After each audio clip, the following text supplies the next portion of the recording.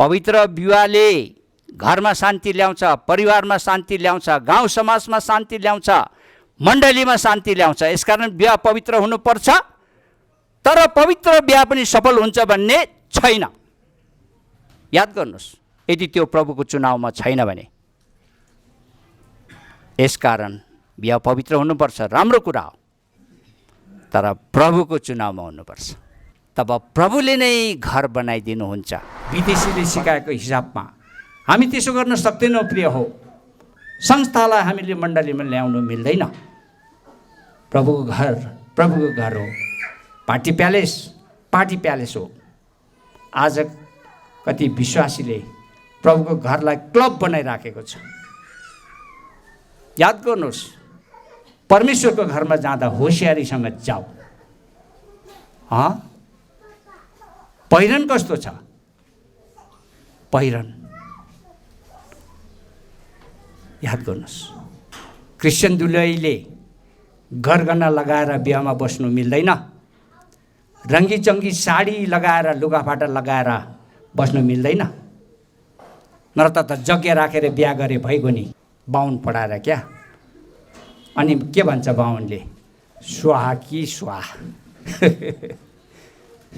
यतै स्वाहा उतै स्वाहा। जग्गा राखेर बिहा गरौँ न त, के भयो त? कसले मनाइ गर्छ? यसकारण क्रिस्चियन दुलहीले गरगहना लगाएर, रङ्गी चङ्गी पोसाक, मोती सुन चाँदी लाएर बिहा गर्न मिल्दैन। यो कुरा पहिला तिमोथी 2 अध्याय नखोल्नुहोस्, त्यहाँ लेखिएको छ 9-10 पदमा। पहिला पत्रस 3 अध्यायको 3-4 पदमा लेखिएको छ। अनि तपाईँ पढ्न चाहनुहुन्छ भने प्रकाशको किताब 17 अध्याय पढ्नुहोस्। गरगहना लाउने, विभिन्न रङको पोसाक लाउने, अनि मोती र सुनले भरिएको स्त्रीको विषयमा त्यहाँ पढ्नुहोस्। बुझ्नुभयो? खेलठट्टा गर्नु हुँदैन है। हामीले हाम्रो दुलही त्यस प्रकारको हिरा मोती र सुन चाँदी, विभिन्न रङ्गी बिरङ्गी पोसाकले सुन्दरी भएको होइन, हुनु हुँदैन। तर उद्धारको सिँगारले सिँगारेको हुनुपर्छ। उद्धारको सिँगारले। भजन सङ्ग्रह 149 पढ्नुहोस्, 4 पद। हे मेरी प्रिया, तिमी सर्वाङ्ग सुन्दरी छौ। तिमीमा कुनै कलङ्क छैन। तिमी बिल्कुलै सुन्दर छौ। अब तिमीमा कुनै कलङ्क छैन। सेतो उद्धारको वस्त्र तिमीले पहिरेका छौ, जसरी आज हाम्रो दुलही नानीले पहिरिनु भएको छ। अब तिमी सर्वाङ्ग सुन्दरी छौ। तिमीमा कुनै कलङ्क छैन, अथवा तिमी बिल्कुल सुन्दरी छौ। अनि यो सुन्दरी को हो? यो सुन्दरी को हो? श्रेष्ठ गीत पढ्नुहोस् 6:10 मा। ऊ को हो? जसले प्रभातले झैँ हेर्दछे, चन्द्रमा झैँ सुन्दरी, सूर्य झैँ निर्मल छे, झण्डाहरू लिएर हिँडेको फौज झैँ भयङ्कर छे। राति चन्द्रमा लागेको रात कति सुन्दर हुन्छ। सूर्य कति निर्मल छ अघि। अनि त्यो को हो? झण्डा लिएर हिँडेको फौज झैँ भयङ्कर छे। ऊ कहिले हार्दैन। यो मण्डली, यो दुल्हिन, यो प्रभुको लोक कहिले हार्दैन। जसले जय पाउँछ, जसले जय पाउँछ।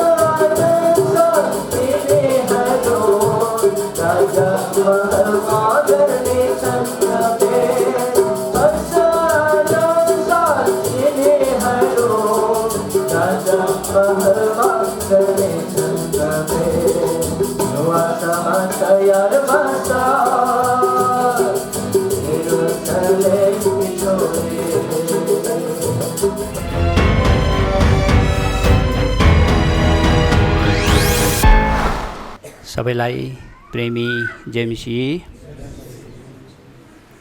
आज यो पवित्र विवाह जो हाम्रो बाबु कमल रायमाझी जो चाहिँ यस प्रकारले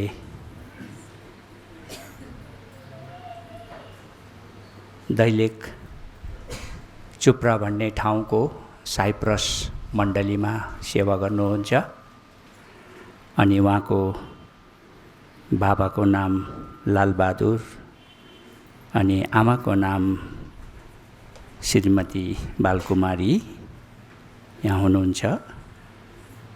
नानी हुनेवाला दुलहीको नाम बबिता घले हो। उहाँ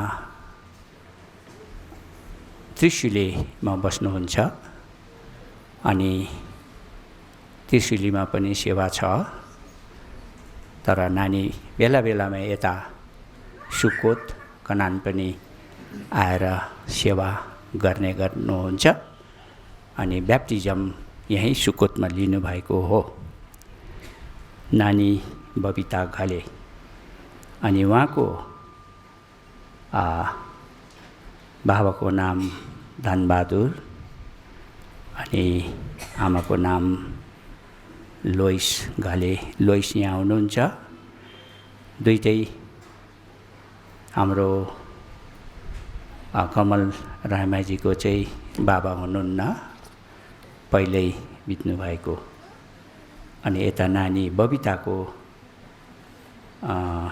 बाबा हुनुहुन्छ हैन? अच्छा, यो हो अघि आज यो पवित्र विवाहको सेवा हो। त अब परमेश्वरको वचनबाट हामी केही सुन्छौँ। प्रभुले हामीलाई साथ गरेका हुन्। त यो विवाहको लगाउमा आउनुहोस्, हामी केही यो पदहरू हेरौँ। उत्पत्तिको किताब 2 अध्यायको 7 पद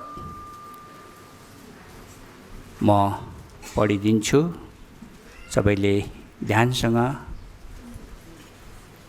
सुन्नुहोस्, आफ्नो बाइबलमा हेर्नुहोस्। जो जतिसँग बाइबल छैन तपाईहरूले ध्यानसँग सुन्नुहोस्, परमेश्वरले तपाईहरूलाई आशिष दिनुहुन्छ। उत्पत्ति 2 को 7 पद। अनि परमप्रभु परमेश्वरले मानिसलाई जमिनको माटोबाट रच्नुभयो अनि तिनको नाकका पालहरूमा जीवनको सास अथवा आत्मा हालिदिनुभयो अथवा फुकिदिनुभयो र मानिस जिउँदो प्राणी बने। त्यसै 2 अध्यायको 16 देखि हामी पढ्छौँ केही तलपदसम्म। अनि परमप्रभु परमेश्वरले भन्नुभयो, आदम एक्लो रहनु असल होइन, तिनका निम्ति म तिनीसँग मेल खाने एउटा सहयोगी बनाउने छु।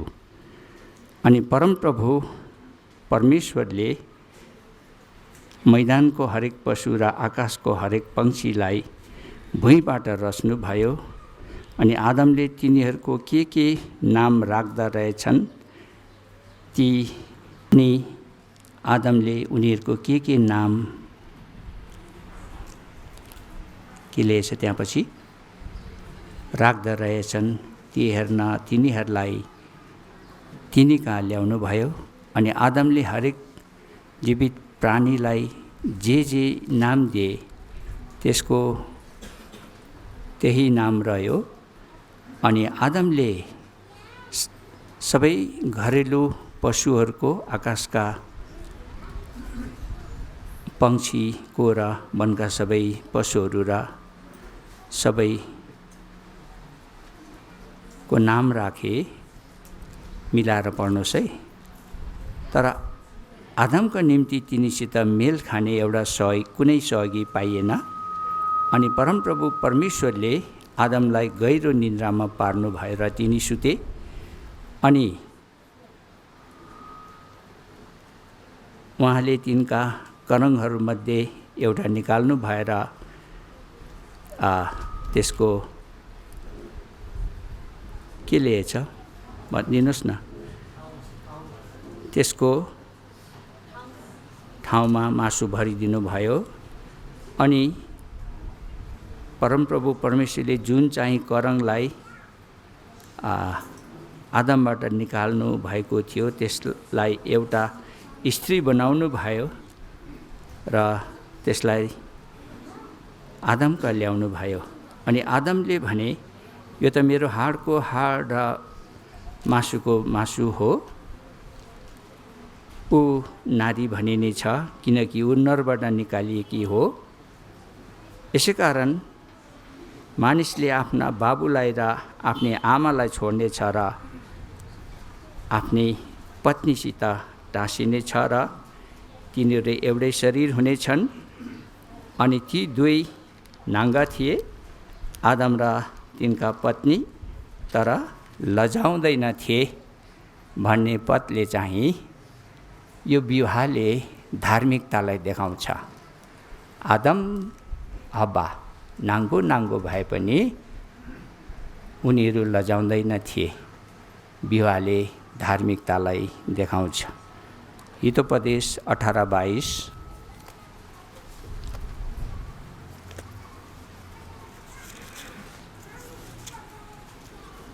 हितोपदेश 18:22। जसले पत्नी पाउँछ उसले असल कुरा पाउँछ,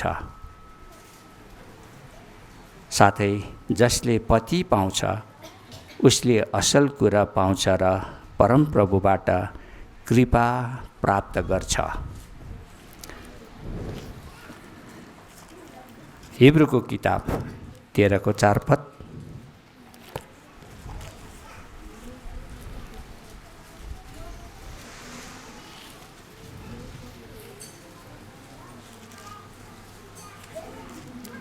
हिब्रू 13:4 म पढिदिन्छु।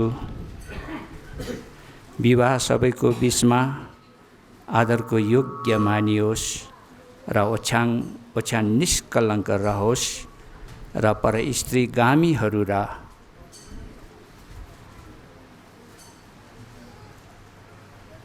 परस्त्रीगामीहरूलाई परमेश्वरले न्याय गर्नुहुनेछ। भन्नुको मतलब विवाह आदरको योग्य भएन भने परमेश्वरले न्याय गर्नुहुन्छ। विवाह सबैको बिचमा आदरको योग्य मानियोस्। मैले सुट र टाई लाएर आएको छु। आफूलाई राम्रो देखाउनु होइन, अरूले पनि लगाएका छन्।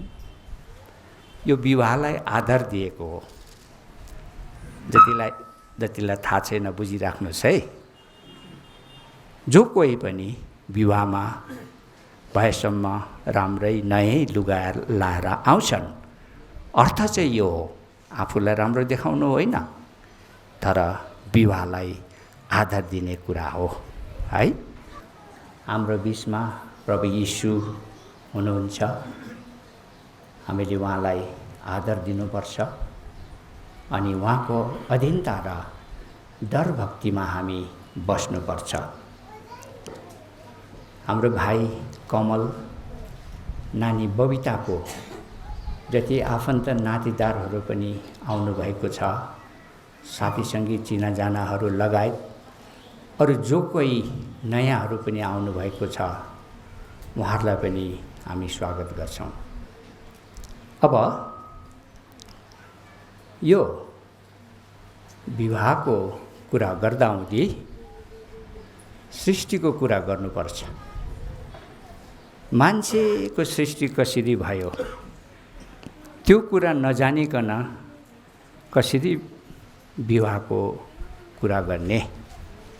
यसकारण सृष्टिको कुराको सम्बन्धमा एक समय थियो, यो हाम्रो आँखाले देखेको संसार, घाम, जुन, तारा, खोला नाला, पहाड पर्वत केही पनि थिएन। पशु प्राणी, मानिस जाति, जीव जन्तु, पक्षी केही पनि थिएन। तर परमेश्वर हुनुहुन्थ्यो। अघि परमेश्वरको सुरु पनि छैन, अन्त पनि छैन। अघि प्रभु येशू अनन्तकालको परमेश्वर हुनुहुन्छ। अनि एक समय परमेश्वरले विचार गर्नुभयो, अब म सृष्टि गर्छु भनेर। त जब परमेश्वरले विचार गर्नुभयो सृष्टि गर्नलाई, प्रभुले पसिना बगाउनु पर्दैन, यो काम कसरी गर्ने भनेर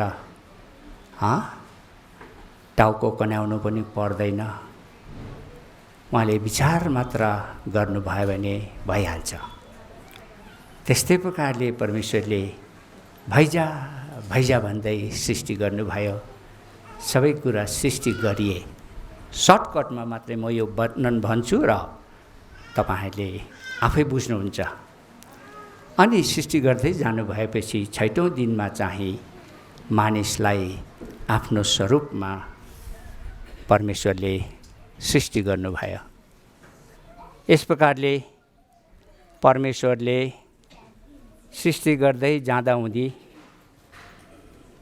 आफूले सृष्टि गर्नुभएको चिजलाई परमेश्वर आफैले हेर्दै जानुभयो र भन्नुभयो, राम्रो भयो, राम्रो भयो, राम्रो भयो भन्नुभयो। तर जब मानिसलाई परमेश्वरले आफ्नो स्वरूपमा सृष्टि गर्नुभयो, यो त अति राम्रो भयो भन्नुभयो। उत्पत्ति 1को 31 पद पढिदिनुहोस्।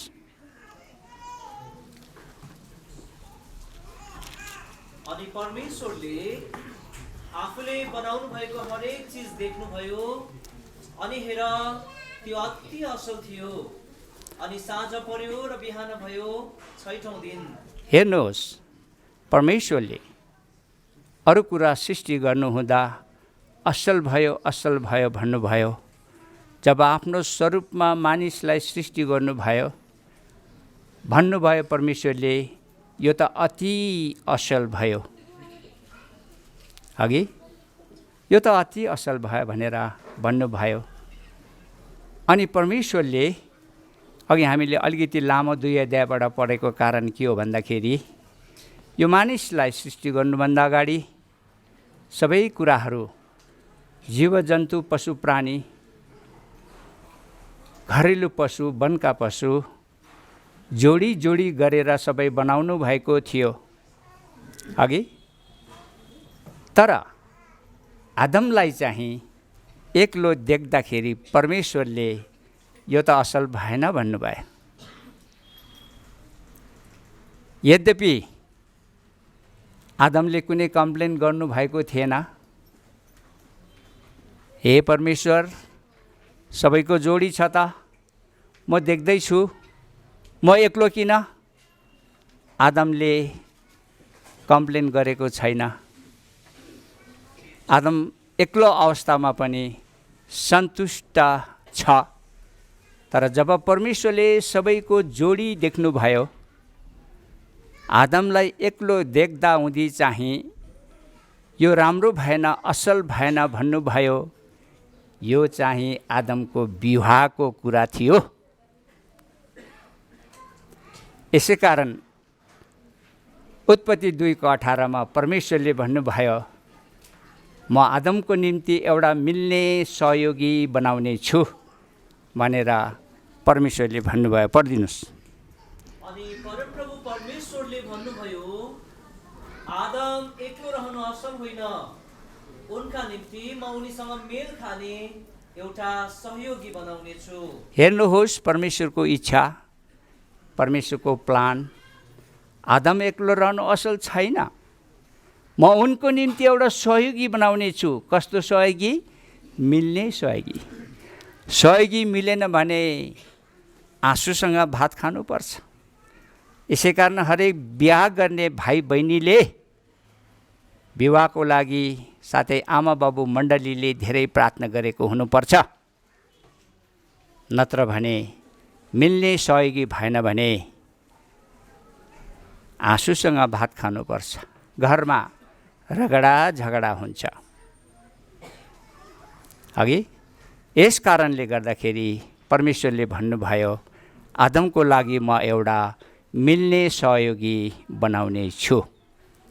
अब आदमलाई त अघि सृष्टि गरिसक्नुभयो परमेश्वरले, अघि सहयोगी छैन, होइन? सहयोगी छैन। यसकारण परमेश्वरले अब वनको पशु, घरको पशु, पशु पक्षी, जीव जन्तुसँग मेल खान्छ कि भनेर ती सबैलाई परमेश्वरले आदमको अगाडि ल्याउनु भयो। आदमले यसो हेर्छ, नाक चेप्राइदिन्छ। यसो हेर्छ, यो बाँदर, यसो गरेर नाक चेप्राइदिन्छ र भन्छ मानौ मसँग मिल्दैन। यसको धेरै अर्थहरू छ।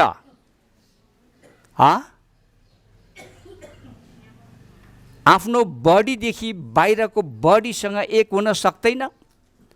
यसै कारण जसरी परमेश्वरले आदमलाई बनाउनु भए, हव्वालाई पनि त्यसरी बनाउन सक्नुहुन्थ्यो, तर त्यसरी अलग्गै बनाउनु भएको भए पनि हव्वासँग आदमको मेल खाने थिएन। आफ्नो बडीसँग मेल खाने बडीबाटको हुनुपर्छ। अघि अर्को कुरा, यो संसारमा मानिस जातिको मात्र विवाह हुन्छ, पशु प्राणीको बिहा हुँदैन।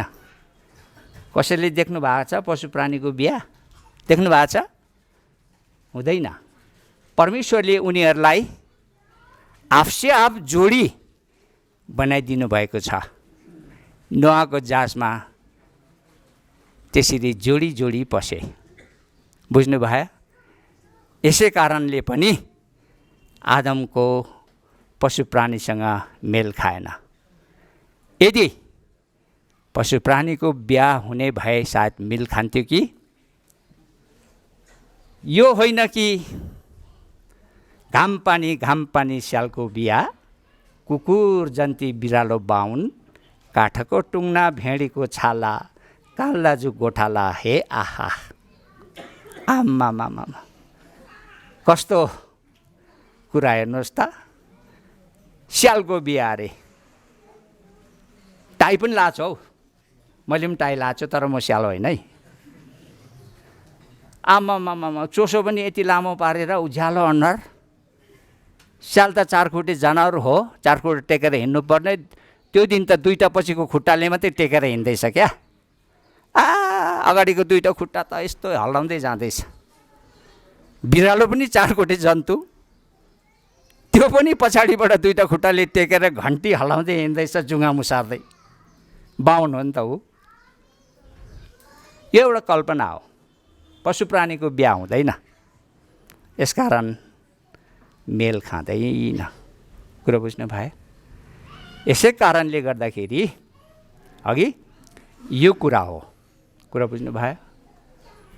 यस कारणले गर्दाखेरि हेर्नुहोस्, अब अर्को कुरा के छ भनेर भन्दा अघि परमेश्वरले यसरी टाउकोबाट पनि हड्डी झिकेर आदमको हब्बा बनाउनु भएन।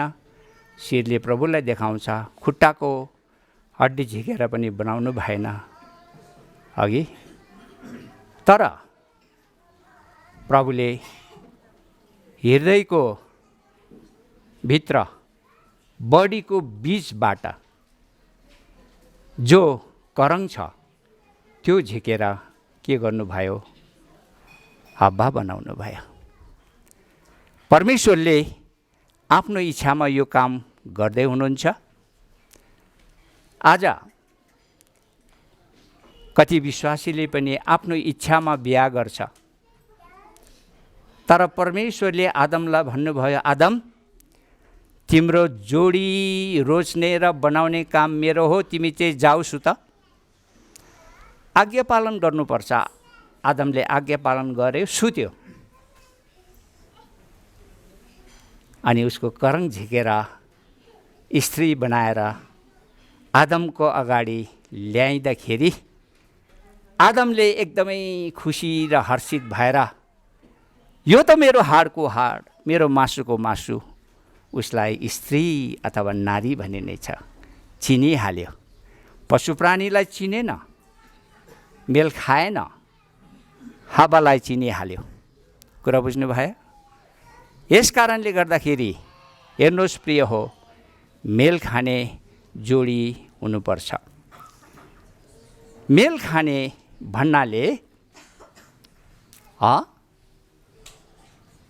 कोही भाइहरूले बिहाको लागि प्रार्थना गर्दा हुँदी, प्रभु मबाट झिक्नु भएको करङ कहाँ छ देखाइदिनुहोस्, उसलाई ल्याएर मेरो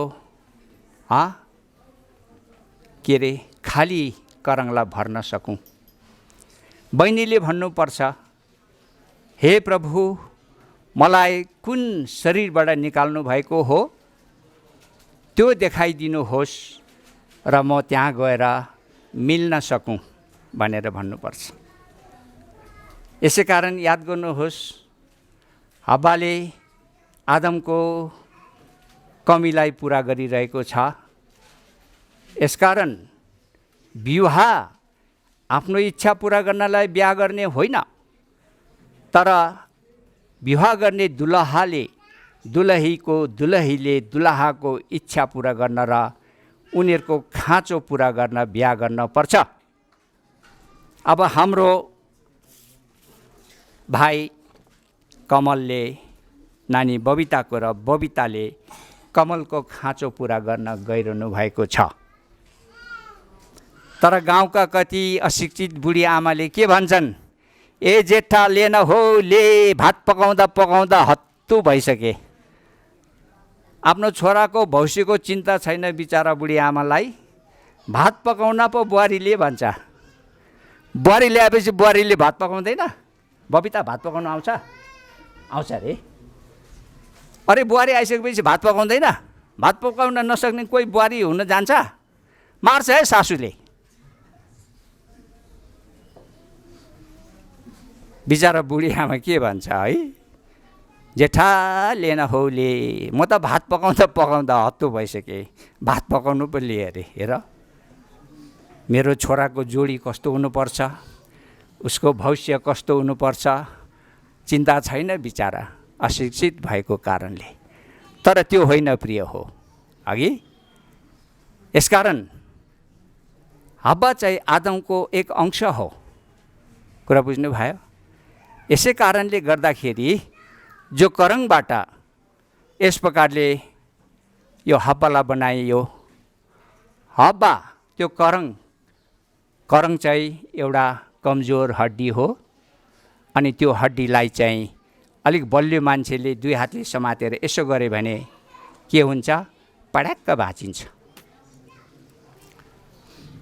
अब हेर्नुहोस्, त्यो कमजोर त्यो केले हड्डी हब्बाले भित्रको बलियो मुटु अथवा त्यो अघि के भन्छ के भन्छ अर्को हृदयलाई प्रोटेक्ट गरिराखेको हुन्छ। कुरा बुझ्नुभयो? अर्को कुरा त हृदयको बीज भागबाट हब्बा बनाएको कारणले गर्दा जसरी मानिसले आफूलाई प्रेम गर्छ त्यस्तै प्रकारले पतिले पत्नीलाई प्रेम गरिरहनुपर्छ। कुरा बुझ्नुभयो? किनभनेदेखि त्यो मुटु त्यो हृदयले प्रेमलाई देखाउँछ। मुटुमा प्रेम हुन्छ, हृदयमा प्रेम हुन्छ। तर आज त्यो हृदय, पुरुषको हृदय बलियो हुन्छ, स्त्रीको हृदय केही कमजोर हुन्छ स्वभावले। किनभने त्यो कमजोर केबाट बनाइएको छ? करङबाट। तर त्यो कमजोर स्त्री करङबाट बनाइएकोले त्यो पुरुषलाई घेरा हालेर सुरक्षा दिएर राखेको हुन्छ भनेर परमेश्वरको वचन यिर्मया 31 22 पद पढ्नुहोस्, दोस्रो खण्ड मात्रै। मैले पाएँ, पढिदिइहाल्छु। किनकि परमप्रभुले पृथ्वीमा एउटा नयाँ कुरा सृष्टि गर्नुभएको छ।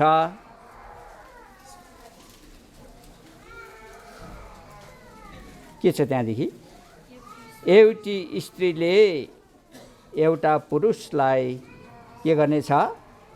घेरेर राख्नेछ।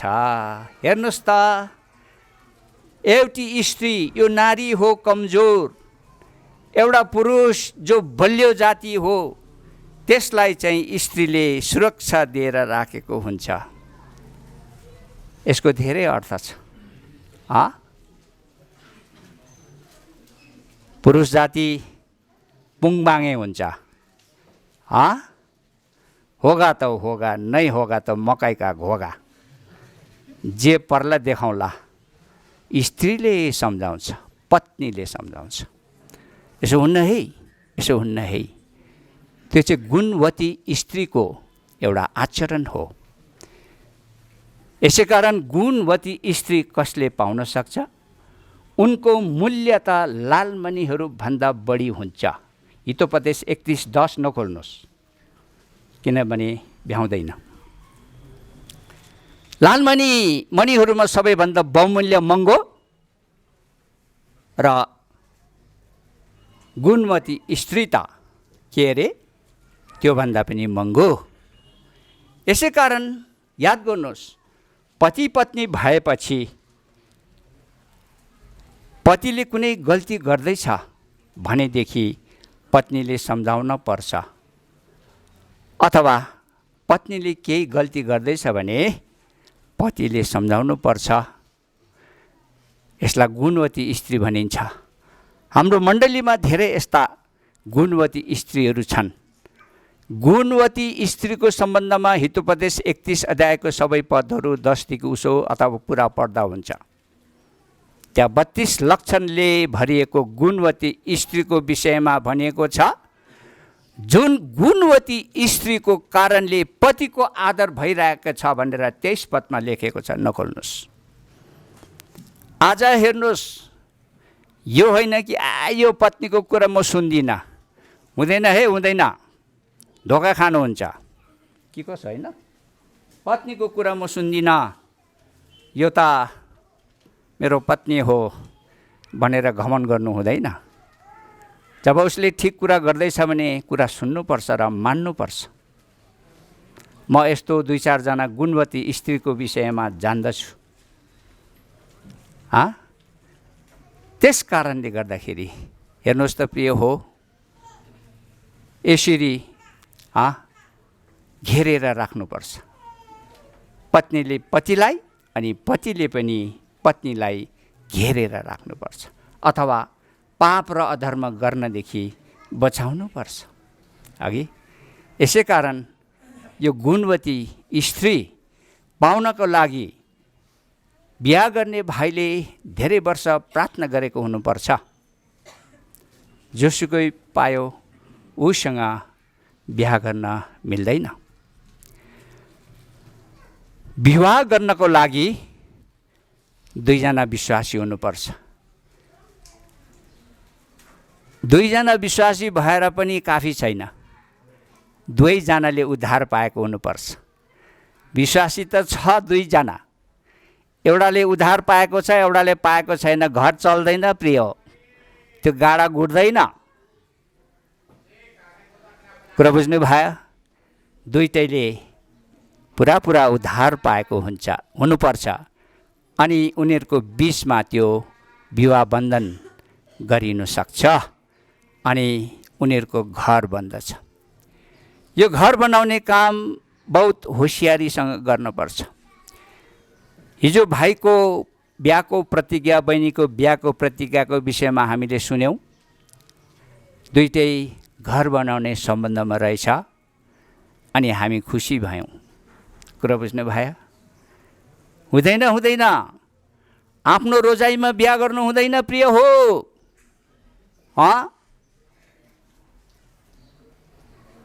जवानीको उमेरमा केटाकेटीको आँखा त घुचुकमा पो हुन्छ भन्छ त। हेर्दैन अगाडिको कुरा।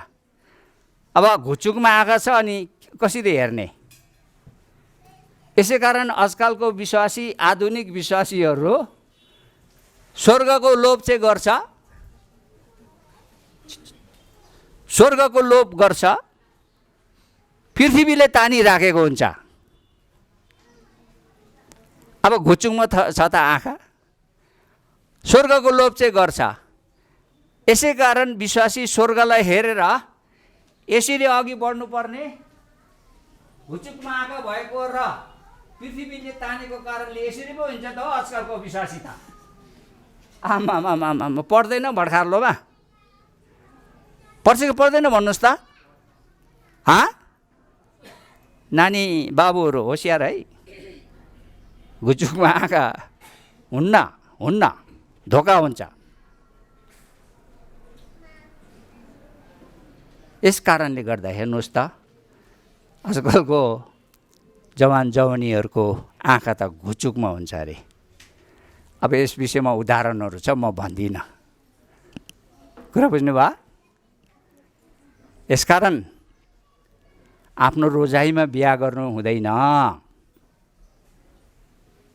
प्रभुको रोजाइमा बिहा गर्नुपर्छ।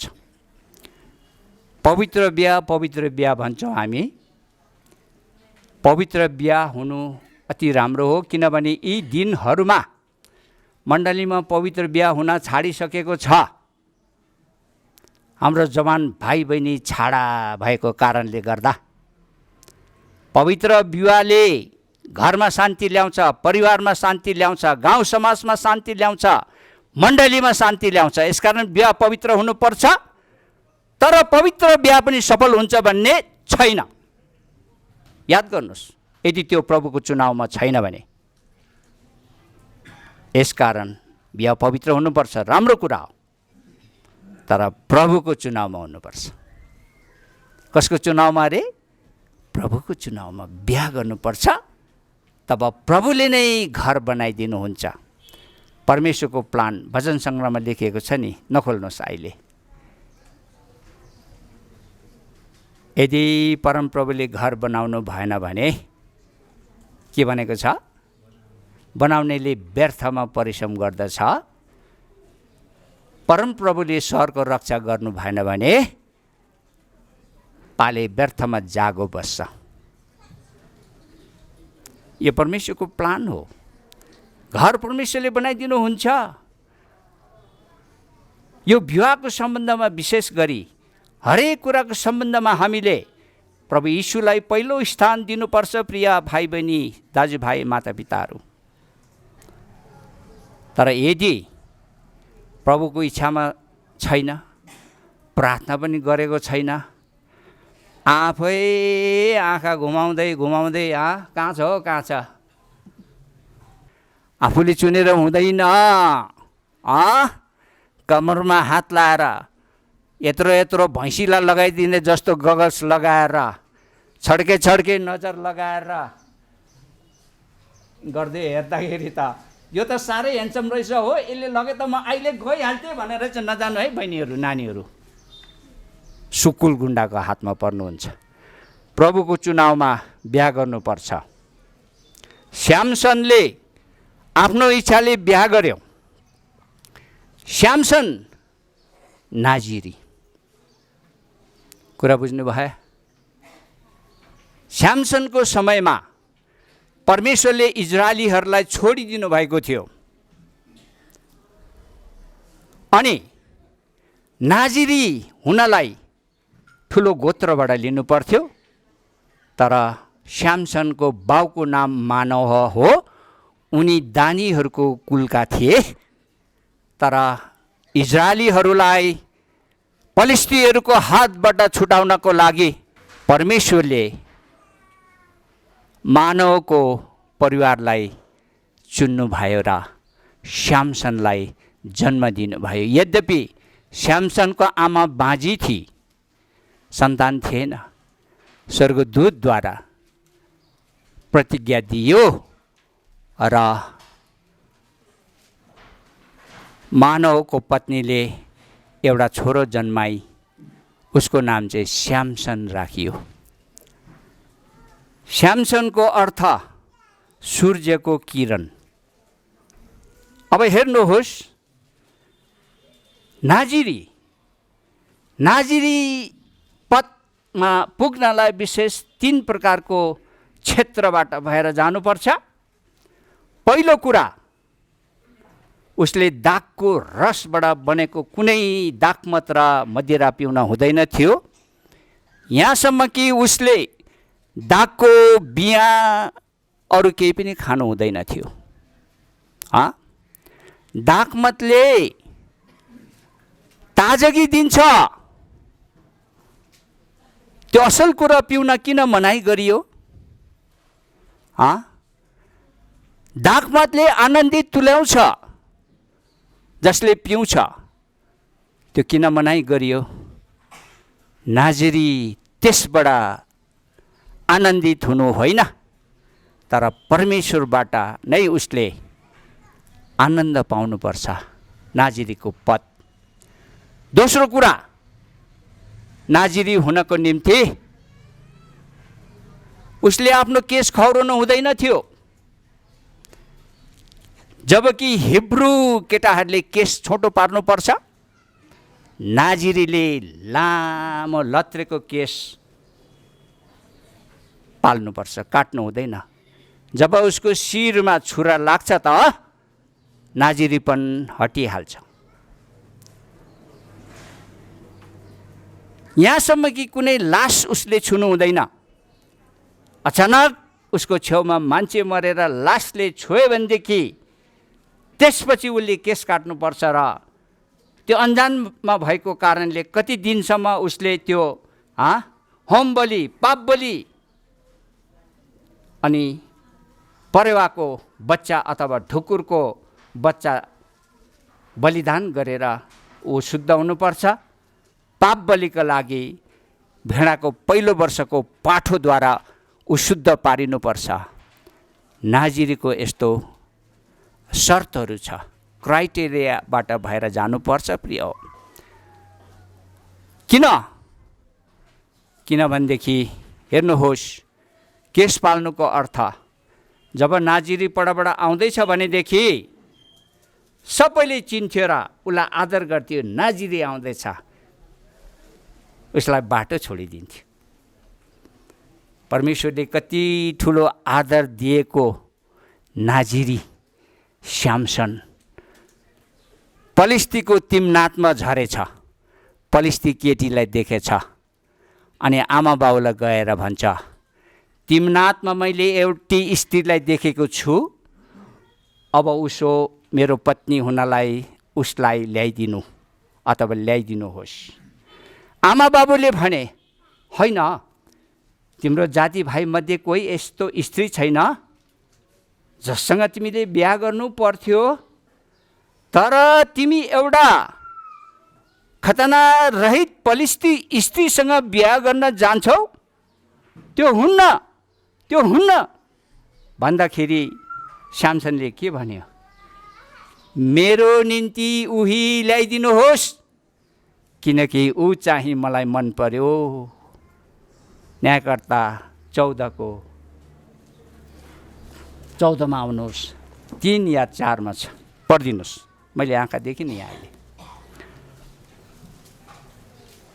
तब तिनी माथि आए, तल आफ्ना बाबु र आफ्नी आमालाई बताएर भने, तिनी माथि आए, आफ्ना बाबु र आफ्नी आमालाई बताएर भने, मैले तिम्नाथमा पलिस्तीहरूका छोरीहरूमध्ये पलिस्तीहरूका छोरीहरूमध्ये एउटी स्त्रीलाई देखेको छु। एउटी स्त्रीलाई देखेको छु। अब मेरा निम्ति स्वास्नी हुन ल्याइदिनुहोस्। उसलाई ल्याइदिनुहोस्। किनकि अनि ऊ चाहिँ अनि तिनका बाबु र तिनकी आमाले तिनलाई भने, होइन होइन मेरो निम्ति उही ल्याइदिनुहोस्। देखि पढ्नुहोस् त। सिम्सोनले आफ्ना बाबुलाई भने, सिम्सोनले आफ्ना बाबुलाई भने मेरा निम्ति उही ल्याइदिनुहोस्। मेरा निम्ति उही ल्याइदिनुहोस्, पलिस्ती होस् कि जेसुकै होस्, किनकि ऊ चाहिँ मलाई मन पर्यो। किनकि ऊ चाहिँ मलाई मन पर्यो। मन पर्यो नानी हो, मन पर्यो बाबु हो।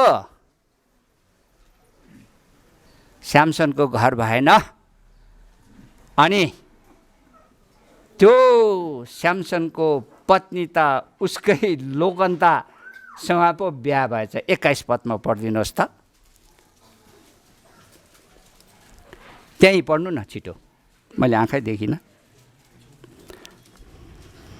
तर सिम्सोनकी पत्नी सिम्सोनकी पत्नी साथीकी भई, उसकै साथीकी भई का लोकन्त हुने साथी भए। आहा लोकन्तासँग पो गइछ। परमेश्वरको चुनावमा नभएको कारणले गर्दा हेर्नुहोस्, सिम्सोनको पत्नी उसकै साथीकी भई जो उसको सिम्सोनको बिहामा लोकन्त भएको थियो। त्यो लोकन्तले सिम्सोन र सिम्सोनको पत्नीसँग हिँड्दाखेरि अघिदेखि नै बिहाको दिनमै छड्के छड्के हेर्दै थियो कि अघिदेखि नै छड्के छड्के हेर्दै थियो कि सिम्सोनले गइछ नानी त लोकन्त हुनेसँग। बुझ्नुभयो? यस कारणले गर्दाखेरि याद गर्नुहोस्, स्त्रीको कुरा यहाँ आउँदैछ। न्यायकर्ता 16:1 यस्तो लेखिएको छ, सिम्सोन गाजातिर गए र एउटा वेश्यासँग मिल्न गए भनेर लेखिएको छ। पढ्नुहोस्, त्यसपछि अलि छिटो पढ्नुहोस् है। सिम्सोन गाजातिर गए सिम्सोन गाजातिर गए, अनि त्यहाँ तिनले एउटी वेश्यालाई देखे वेश्यालाई देखे र त्यस त्यस कहाँ गए। गाजा पलिस्तीहरूको हेडक्वार्टर हो, वेश्या जहाँ बस्थ्यो।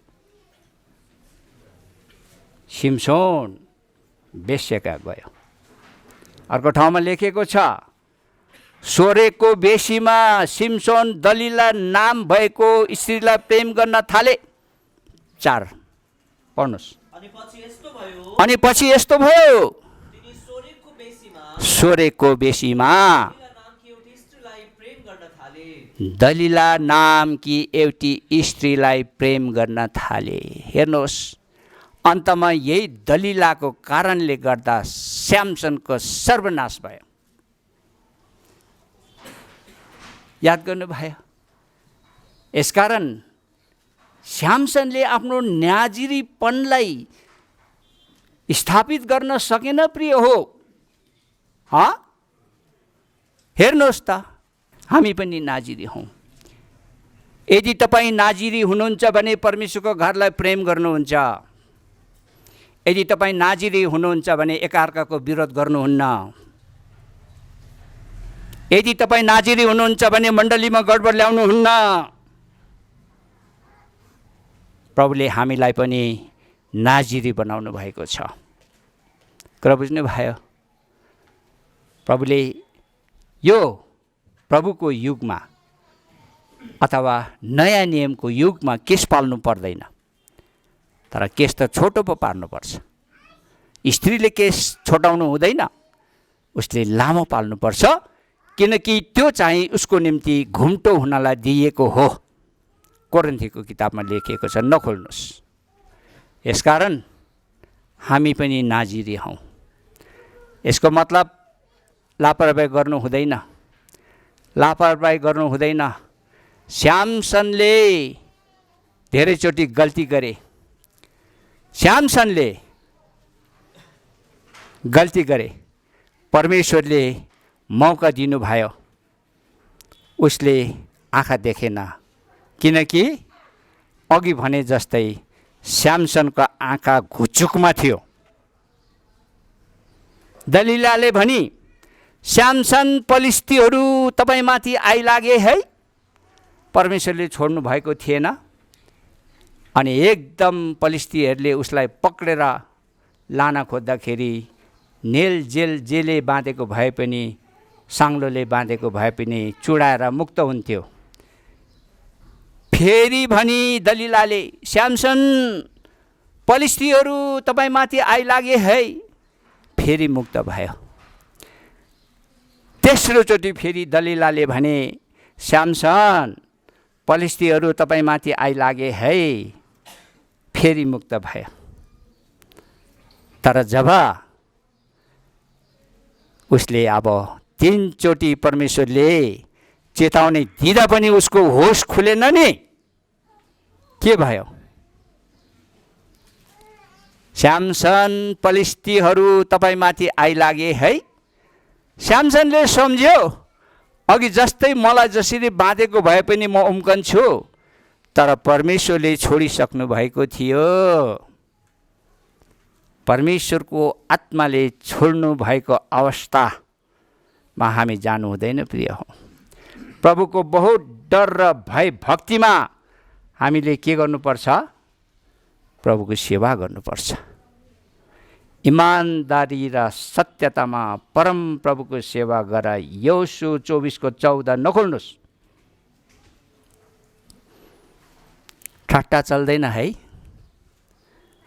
हामी त स्वर्ग पृथ्वीको मालिक यहोवा परमेश्वर प्रभु येशूको छोराछोरी। ठट्टा चल्दैन। याद गर्नुहोस्, होसियारीको जीवन जिउनुपर्छ। जवान भाइ बहिनीलाई मात्र होइन यो चेतावनी, तपाईँ हामी सबैलाई। जब तेस्रो पटकसम्म परमेश्वरले मौका दिनुहुँदा स्याम्सनको होस खुलेन, घुचुकमा आँखा भएको कारणले चौथो चोटि पलिस्तीहरूले पक्रे अनि घोचेर उसको आँखा निकालिदिए। उसलाई झ्यालखालमा पित्तलको नेलहरूले बाँधेर राखे अनि जाँतो पित्न लगायो। प्रिय हो, दुईटै आँखा घोचेर निकालिदियो। पित्तलको नेलले उसको हातहरू बाँधिएको छ। अब झ्यालखानमा जाँतो पित्दैछ एउटा नाजरी स्याम्सन। याद गर्नुहोस् प्रिय, जाँतो पित्नु त्यस बेलाको अवस्थालाई त्यो कमाराको अवस्था हो। कमाराको एउटा नाजिरी स्याम्सनले आफ्नो जीवनमा कस्तो कस्तो कामहरू गरे। गधाको बङ्गराले हजारलाई मारे। जवान सिंह कति बलियो हुन्छ, बाख्राको पाटो जस्तै स्याम्सनले च्यातचुत पारिदियो। याद गर्नुहोस्, कति सामर्थी स्याम्सन, नाजिरी स्याम्सन आज कमारा भएर पलिस्तीहरूको जेलमा जाँतो पिसिराखेको छ।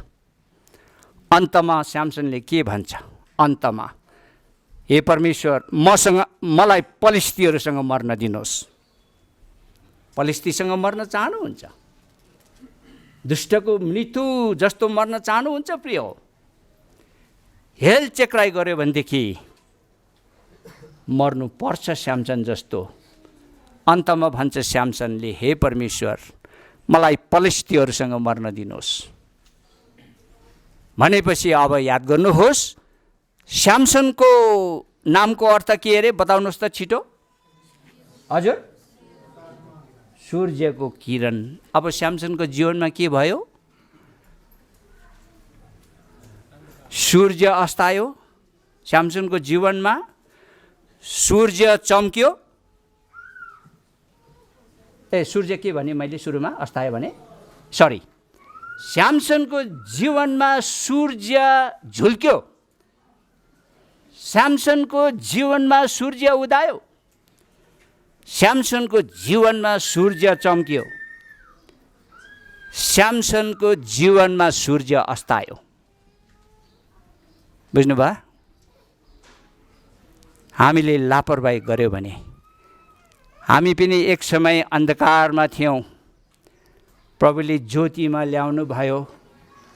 स्यामसनको जीवन जस्तै हाम्रो जीवनमा पनि प्रभुले सूर्य उदाइदिनु भयो। अहिले हाम्रो जीवनमा ज्योति चम्किराखेको छ, सूर्य चम्किराखेको छ प्रभुको सेवा गरिराखेको कारणले। अब यसलाई चाहिँ अस्ताउनु दिनु हुँदैन। यसलाई के गर्नु दिनु हुँदैन अरे? अस्ताउनु दिनु हुँदैन। विश्वास र असल विवेकलाई समाति राख, जसलाई कतिले आफूबाट पर सारेको कारणले विश्वासको जहाज डुबाइहाले।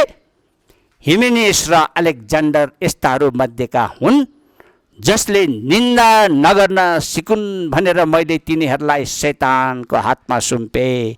हिजो पनि भने जस्तो लाग्यो है। पढिदिनुहोस् त, जो पहिला तिमोथी 1:19 र 20 पद। विश्वास र असल विवेक समाति राख, अँ जसलाई कतिले आफूबाट पर सारेकाले विश्वासको जहाजलाई डुबाइहाले। हुमेनियस र अलेक्जेन्डर यस्ताहरू मध्येका हुन्, तिनीहरूले निन्दा नगर्न सिकुन् भनेर मैले तिनीहरूलाई शैतान कहाँ सुम्पेँ।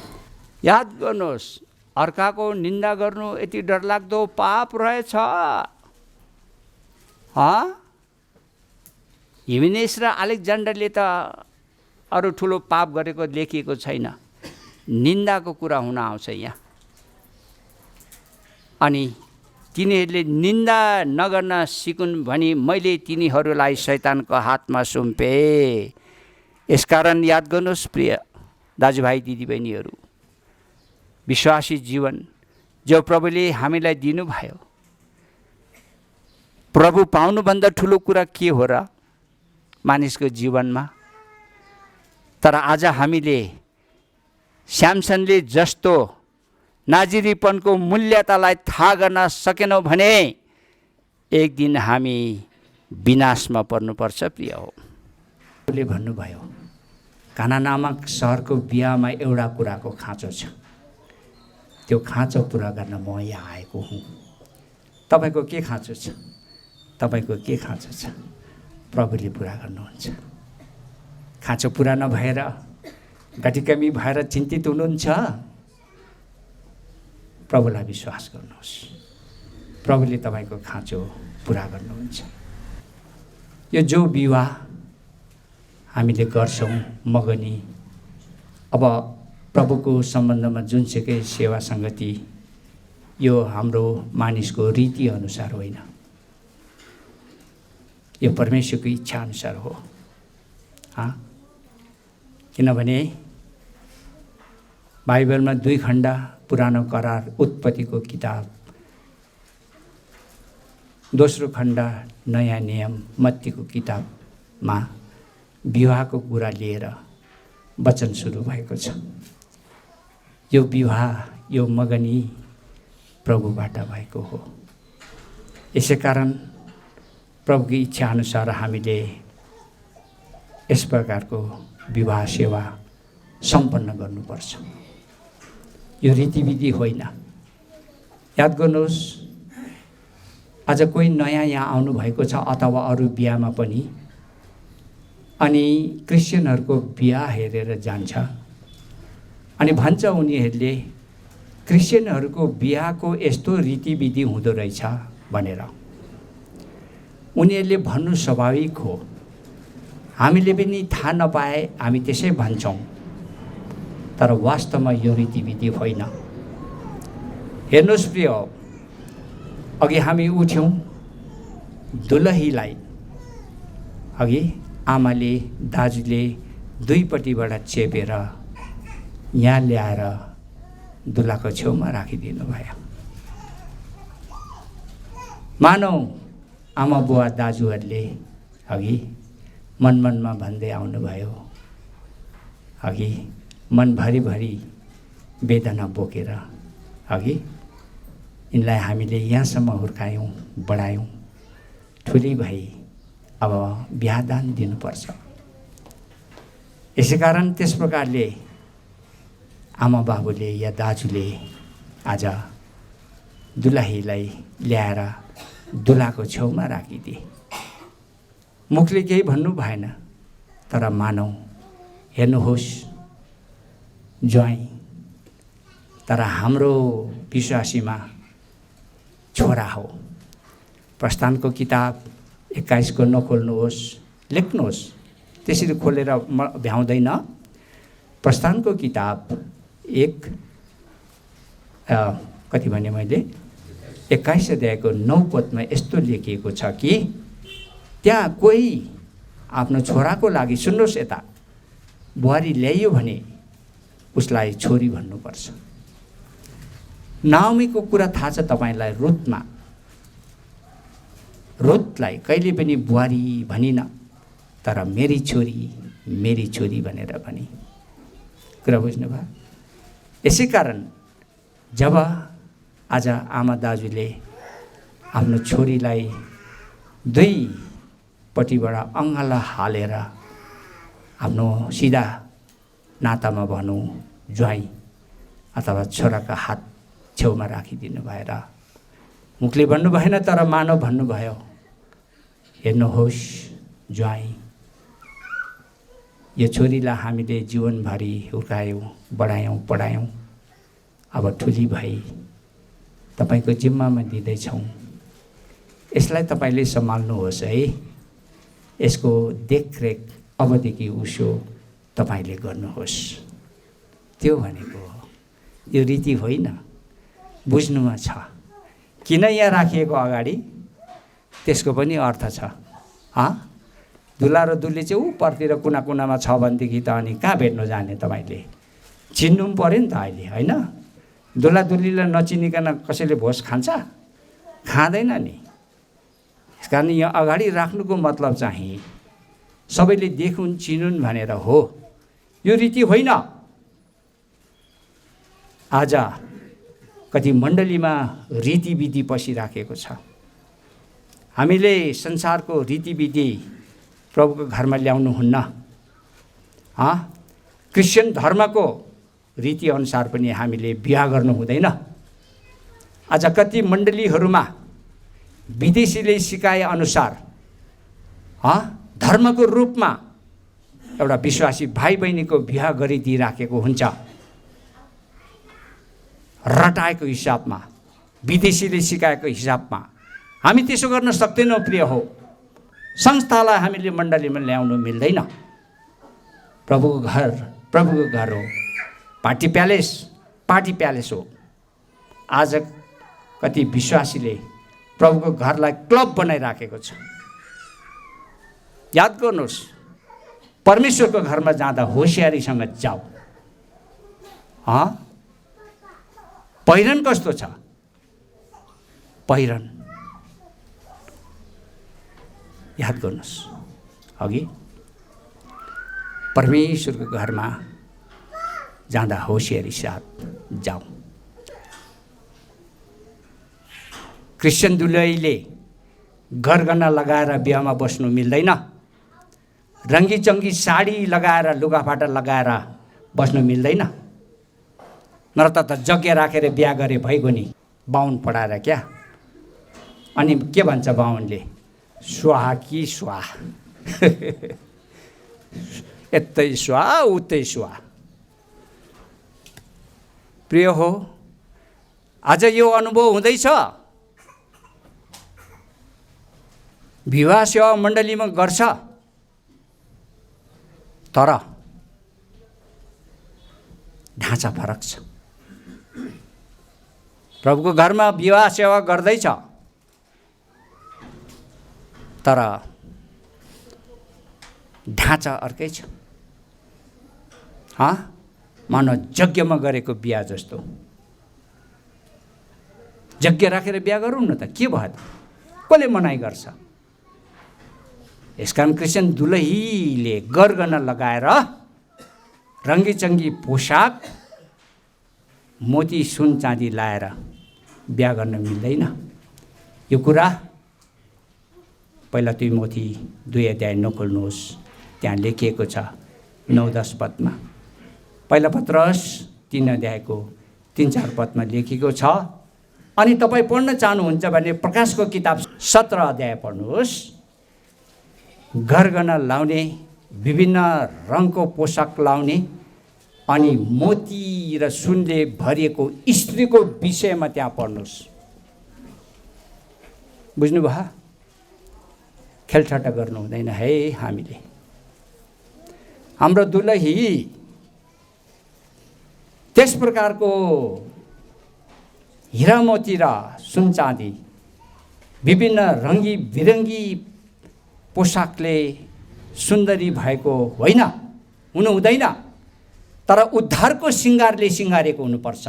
उद्धारको सिँगारले। भजन सङ्ग्रह 149 पढ्नुहोस्, 4 पद पढ्नुहोस् त। किनभने परमप्रभुले आफ्नो निज प्रजामा आनन्द लिनुहुन्छ। उहाँले नम्रहरूलाई उद्धारको सिँगारले। अरे बाप रे! परमप्रभुले नम्रहरूलाई उद्धारको सिँगारले सिँगार्नुहुन्छ अरे। जसलाई प्रभुले उद्धारको सिँगारले सिँगार्नुहुन्छ त्यो व्यक्तिसँग परमप्रभु खुसी हुनुहुन्छ र आनन्द मनाउनुहुन्छ। भनेपछि प्रभुको वचनमा हामीले हेर्छौँ भने धेरै ठाउँमा पाउँछौँ भनेदेखि आज किन सिँगार पटार गर्ने हामीले भन्नुहोस् त?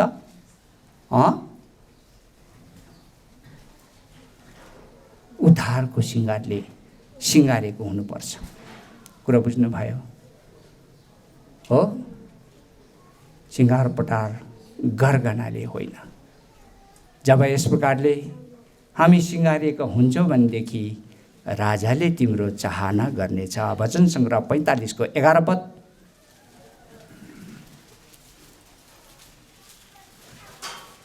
तब राजाले तिम्रो सुन्दरताको अति चाहना गर्नुहुनेछ, किनकि उहाँले तिम्रा प्रभु हुनुहुन्छ र तिमी उहाँलाई दण्डवत गर। जब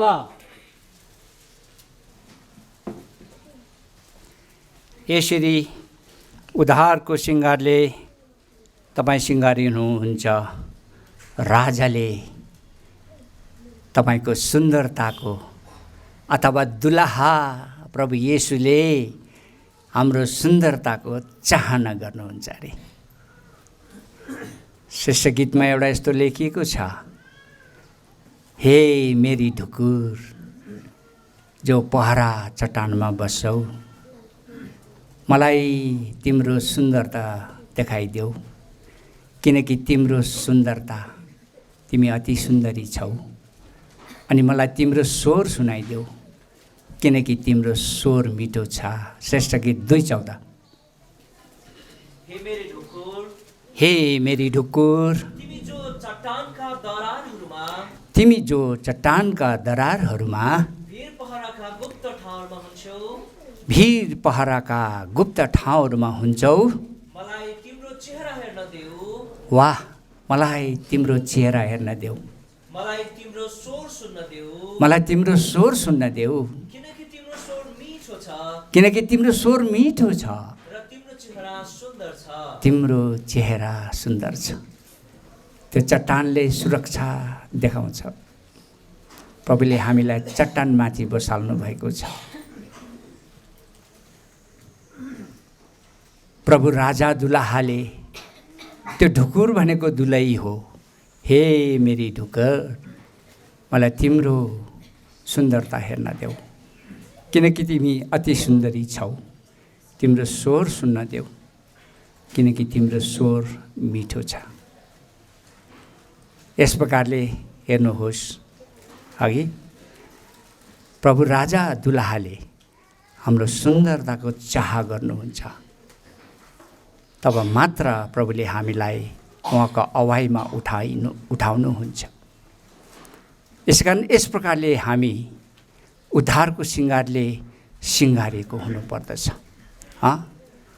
अब त्यहाँ अन्तमा गएर भन्छ, अघि पहिला पढ्नुहोस्, श्रेष्ठ गीत 4 को 1 पदको माथिको भाग मात्रै, हे मेरी तिमी सुन्दरी छौ, मात्रै पढ्नुहोस्।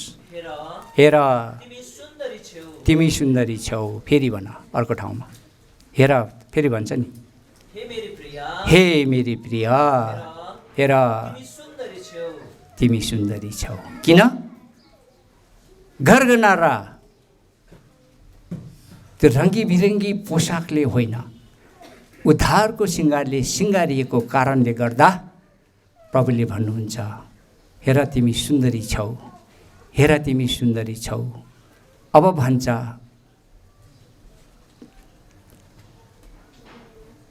तल तिमी सर्वाङ्ग सुन्दरी छौ भनेर पढ्नुहोस्।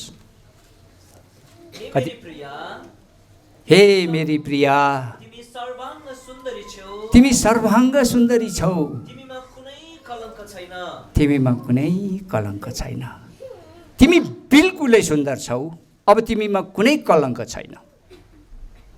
सेतो उद्धारको वस्त्र तिमीले पहिरेका छौ, जसरी आज हाम्रो दुलही नानीले पहिरिनु भएको छ। अब तिमी सर्वाङ्ग सुन्दरी छौ। तिमीमा कुनै कलङ्क छैन, अथवा तिमी बिल्कुल सुन्दरी छौ। अनि यो सुन्दरी को हो? यो सुन्दरी को हो? श्रेष्ठ गीत पढ्नुहोस् 6:10। ऊ को हो? जसले प्रभातले झैं हेर्दछे। जसले प्रभातले झैं हेर्दछे। चन्द्रमा झैं सुन्दरी। चन्द्रमा झैं सुन्दरी। सूर्य झैं निर्मल छे। सूर्य झैं निर्मल छे। र झण्डाहरू लिएर हिँडेको। झण्डाहरू लिएर हिँडेको फौज झैं भयङ्कर छे। राति चन्द्रमा लागेको रात कति सुन्दर हुन्छ। सूर्य कति निर्मल छ अघि। अनि त्यो को हो? झण्डा लिएर हिँडेको फौज झैं भयङ्कर छे। ऊ कहिले हार्दैन। यो मण्डली, यो दुल्हीन, यो प्रभुको लोक कहिले हार्दैन। जसले जय पाउँछ, जसले जय पाउँछ उसलाई म मेरो सिंहासनमा बस्न दिनेछु। ऊ कहिले हार्दैन। यो दुलही हो, यो फौज, यो चन्द्रमा निर्मल अथवा यो सूर्य एउटा दुलही हो जसमा कुनै कलङ्क छैन। प्रिय हो, यो भयङ्कर छ, कहिले हार्दैन। अझ यस्तो जीवन हामीले जिउनुपर्छ। कुरा बुझ्नुभयो? यस्तो जीवन हामीले जिउनुपर्छ। यसै कारणले याद गर्नुहोस् प्रिय हो, अघि प्रभुले हामीलाई यो महान मुक्ति दिनुभयो, त किन हामीले मरिमेटेर प्रभुको सेवा नगर्ने? काम त छँदैछ नि। कामले कसैलाई छोड्दैन, याद गर्नुहोस्। तर बहना बनाउनु हुँदैन हामीले। एक दिन एउटा दिदी गाउँमा अनि एउटा दाजु बारीको डिलमा बसेर दिदीले डोको बोकेकी रहेछ। धेरै बेरसम्म कुरा गरे। अनि देख्नेले दिदीले डोको बोकिरहेकी छ अनि के अरे कुरा गरेको लामो भइसक्यो। देख्नेले आएर, हन दिदी यत्रो बेर कुरा गरिसक्नु भयो, डोको त राखेर कुरा गर्नुहोस्। दिदीले भन्नुभयो, होइन नानी, धरतीमुनि नगएसम्म यो डोकोले कहिले छोड्ला? सुन्नुभयो? कामले छोड्दैन धरतीमुनि नगएसम्म। तर सेवा चाहिँ सेवा है। सेवा चाहिँ सेवा हो। कतिचोटि हामीले काम छोडेर पनि सेवा गर्नुपर्छ। प्रभुले आशिष दिनुहुन्छ। अब अर्को अलिकति प्रसङ्गमा जाउँ, समय त धेरै गयो। मुख्य कुरा म तपाईँहरूलाई एउटा, तपाईँहरूलाई थाहा त छ, बताउन मन लागेको कुरा। हब्बाको नाम कसले राखे भन्नुहोस् त? हजुर, हब्बाको नाम आदमले राखेको हो। हब्बाको नाम आदमले राखेको हो भने परमेश्वरले हब्बाको नाम के राख्नु भयो? कसलाई थाहा छ? हब्बाको नाम आदमले राखेको हो भने परमेश्वरले हब्बाको नाम राखेको कुरा आउनुहोस्। उत्पत्ति 5:2 पद पढिदिनुहोस्। उहाँले तिनीहरूलाई नर र नारी गरेर सृष्टि गर्नुभयो नर र नारी गरेर सृष्टि गर्नुभयो र तिनीहरूलाई आशिष दिनुभयो र तिनीहरूलाई आशिष दिनुभयो। अनि तिनीहरूलाई सृष्टि गरिएको दिनमा अनि तिनीहरूलाई सृष्टि गरिएको दिनमा उहाँले तिनीहरूको नाम आदम राख्नुभयो। आदम राख्नुभयो। आदमको नाम आदम, हब्बाको नाम के अरे? आदम। सुन्नुहुँदैछ? कति सुन्दर कुरा छ। आदमको नाम आदम, हब्बाको नाम पनि के अरे? आदम। कुरा बुझ्नुभयो? यसै कारण कति बाहिरका दिदीबहिनीहरूले के भन्छन् भन्दाखेरि होइन, वंशदेखि लिएर आएको जो डिएनए परिवर्तन गरेर महिला जातिले चाहिँ गुरुङसँग बिहा भएको छ, ऊ चाहिँ राई हो भनेदेखि उसले किन गुरुङ लेख्नु पर्यो? सुन्नुहोस् है, राईले गुरुङसँग बिहा गरेर गुरुङ लेख्छ होइन? तर आजकल त दुईटै पनि लेख्न थालेको छ हौ। हब्बा आदमबाट सृष्टि भएको होइन भनेपछि हब्बामा आदमको डिएनए आयो कि हब्बाको डिएनए भयो? हजुर, भनेपछि त के त अनि पुरुषसँग जुन जातमा गएको त्यही जात लेख्नुपर्छ कि पर्दैन? हजुर, पर्छ। तर महिलाहरू हात हातमा झन्डा लिएर 20-25 जना 100,000 कति पुग्छ महिलाको जात फेर्नु पर्दैन, महिलाको जात फेर्नु हुँदैन। आमा स्त्रीहरू त साह्रो डर लाग्दो पो हुन्छ त। मलाई साह्रो डर लाग्छ। आन्दोलनमा निस्किहाल्छ अनि किन अरे भन्दाखेरि चाहिँ यो किन अरे भन्दाखेरि चाहिँ उनीहरूको विचार अनुसार चाहिँ पुरुषले स्त्रीमाथि अधिकार जमाएको अरे। अधिकार जमाउनु पनि पर्छ, पर्दैन पनि। तर स्त्री जाति चाहिँ अति हेलित जाति भएको छ, हो कि भन्नुहोस् त? समाजमा हेर्नुहोस् त, स्त्री जाति प्रभुको वचनले भन्छ साझा हकदार। पहिला पत्रुस 3:7 नखोल्नुहोस्, लेख्नुहोस् भनिसकेको छु। साझा हकदार हो। यसकारण प्रभुका छोराहरूले चाहिँ पत्नीमाथि अधिकार जमाउनु मिल्दैन। तर अनि फेरि पत्नी पनि मात्तिनु हुँदैन। बुझ्नुभयो त? यस कारणले गर्दाखेरि स्त्री जातिको डिएनए पुरुषबाट आएको हो। बाइबल अनुसार है, विज्ञानले के भन्छ? त्यो कोष हो, कोषबाट हुन्छ त्यो डिएनए। कुरा बुझ्नुभयो? यस कारणले गर्दाखेरि अब स्त्री जाति यति साह्रो हेलित हुन्छ समाजमा, अघि त्यो गर्नु हुँदैन। प्रिय हो, प्रभुको दृष्टिमा पुरुष र स्त्रीलाई उत्पत्तिमा नै समान अधिकार दिएर सृष्टि गर्नुभएको छ। सासु बुहारी मिलेर बस्नुपर्छ। रुथको किताब पढ्नुपर्छ। उहाँहरूले नन्दा भाउजू मिलेर बस्नुपर्छ। घर बनाउनलाई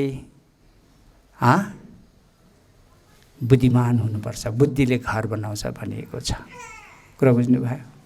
यस कारणले गर्दा हेर्नुहोस्, त्यो सिँगार पटार गरेर बस्नु अरे त्यो बुहारीले। मनुस्मृति अनुसार एउटा महिलाले आफूलाई सिँगार पटार गरेर बस्यो भने उसको पतिको सुरक्षा हुन्छ अरे। अनि देवता खुसी हुन्छ अरे। ईश्वर, हे ईश्वर, त्यो ईश्वर को हो? स्त्री सुन्दर देख्यो भने खुसी हुने, पुरुष सुन्दर भयो भने तिमी खुसी हुन्नौ? हे देवता, पुरुष सुन्दर भयो भने तिमी खुसी हुन्नौ? स्त्री सुन्दरी भयो भने खुसी हुन्छौ? वाह देवता, आमामामा, सुन्दरी चाहिने उसलाई, पुरुष सुन्दर भयो भने हुँदैन। यसकारण धेरै लामो हुँदैछ, थाहा भइसके। अब आज्ञा मात्रै। एफिसी 5 अध्याय खोल्नुहोस्। चस्मा पनि गयो तर पढ्न पनि सक्दिनँ। एफिसी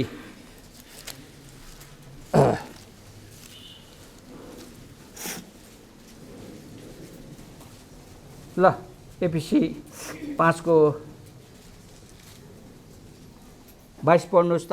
एकजना यो नानी बबिताले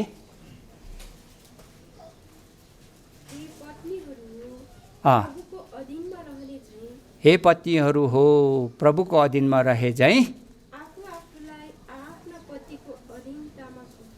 आफू आफूलाई आफ्नो पतिको अधीनतामा सुम्प। र अब तपाईँ पतिको अधीनमा बस्नुपर्छ, बुझ्नुभयो? अनि भाइले पढ्नुहोस् तल 25 मा।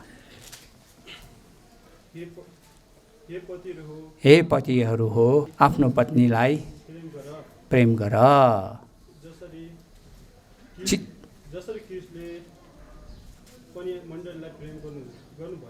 जसरी ख्रिस्टले पनि मण्डलीलाई प्रेम गर्नुभयो र त्यसका निम्ति आफैलाई अर्पण गर्नुभयो। यसै कारण अब पत्नी पतिको अधीनमा बस्नुपर्छ अनि पतिको डर मान्नुपर्छ। पतिले पत्नीलाई प्रेम गर्नुपर्छ भनेदेखि पत्नी पतिको अधीनमा बस्नुपर्छ भने पति पनि पत्नीको अधीनमा बस्नुपर्छ।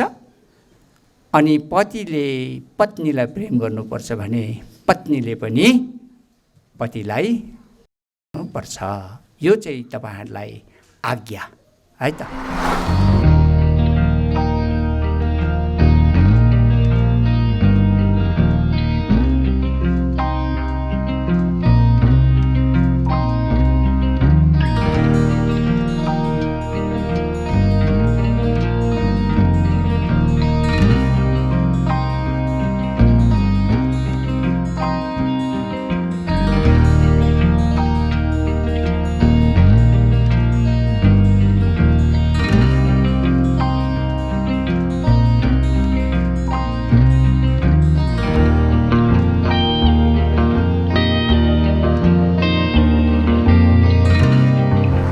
पेज नम्बर 389 रुथ 1 अध्यायको 16 को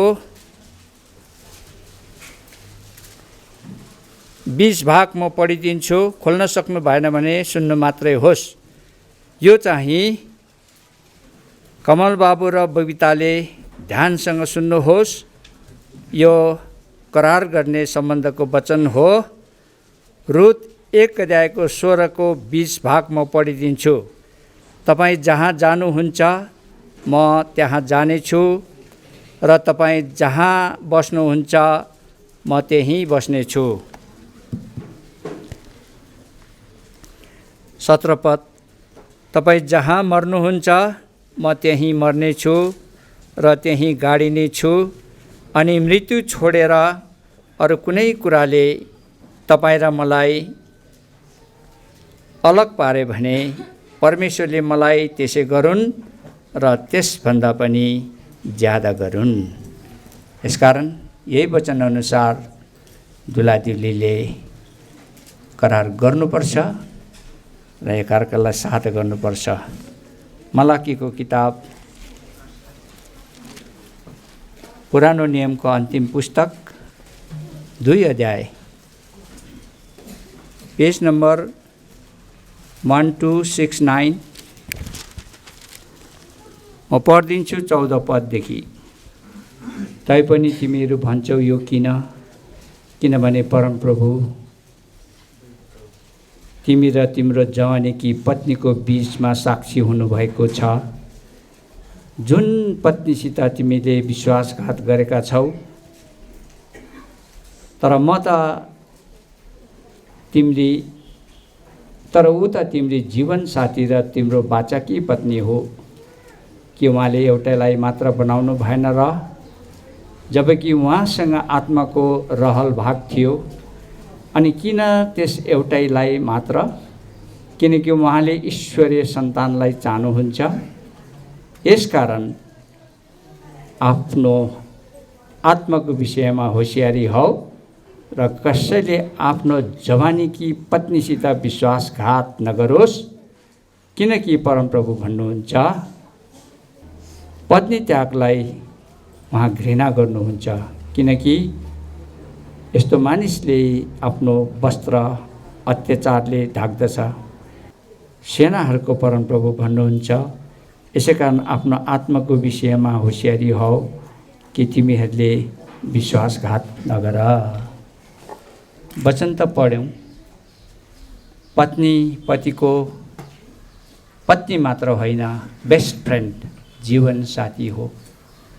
हामीले प्रभुको वचनमा छिमेकी भनेर पढ्छौँ। पतिको सबैभन्दा नजिकको छिमेकी पत्नी, पत्नीको सबैभन्दा नजिकको छिमेकी पति हुनपर्छ। अनि एकअर्का एउटा बेस्ट फ्रेन्ड हुनपर्छ। अनि ईश्वरीय सन्तान चाहनुहुन्छ। परमेश्वरले भन्नुभएको छ, जब पति पत्नीले परमेश्वरको वचन अनुसार चल्नुहुन्छ, परमेश्वरको आज्ञा पालन डर मान्नुहुन्छ, ईश्वरीय सन्तान दिनुहुन्छ। छोराछोरी राम्रो हुनलाई आमा बाबु राम्रो हुनुपर्छ। यो सबैको लागि सन्देश हो। परमेश्वरलाई किन यो वचन लेख्न कर लाग्यो? त्यहाँ एउटा जाति छ जसले चाहिँ पत्नीलाई त्याग गरेर भेटी चढाउँदो रहेछ, प्रभुको सेवा गर्दो रहेछ। अनि त्योभन्दा अगाडि लेखिएको अघि हामीले पढेनौँ, तिमीहरूको भेटी ग्रहण गर्दिन भनेर परमेश्वरले भन्नुभएको छ। अनि परमेश्वर भन्नुहुन्छ, तिमीहरूको पत्नीहरूको आँसुले वेदी भिजाएको छ, जसलाई तिमीहरूले त्याग गरेका छौ। यसकारण पत्नी त्यागलाई म घृणा गर्छु। यसैकारण हाम्रो बाबु कमल र नानी बबिताले यता हेर्नुहोस्, तपाईहरूले एकअर्कालाई त्याग गर्नुहुन्छ भने अहिले हात नबान्नुहोस्, बरु अहिले भन्नुहोस्। तर जो बाचा बान्नुहुन्छ त्यो बाचा पुरा गर्नुहुन्छ भने मात्र यो करार गरिनुपर्छ। यसैकारण क्रिस्चियनहरूको विवाह रीतिविधि होइन, यस्तो केही होइन, अघि भन्यौँ। तर भयङ्कर कुरा हो, किनकि त्यहाँ बाचा बानिन्छ। बुझ्नुभयो? प्रतिज्ञा गरिन्छ। अनि त्यो बाचा प्रतिज्ञा गर्नेले पुरा गर्नुपर्छ। नानी बाबु बाचा पुरा गर्न तयार हुनुहुन्छ? मलाई ठाडो अनुहार गरेर भन्नुहोस्। बाचा पुरा गर्न तयार हुनुहुन्छ? अलि जोडले। नानी नखोल्नु।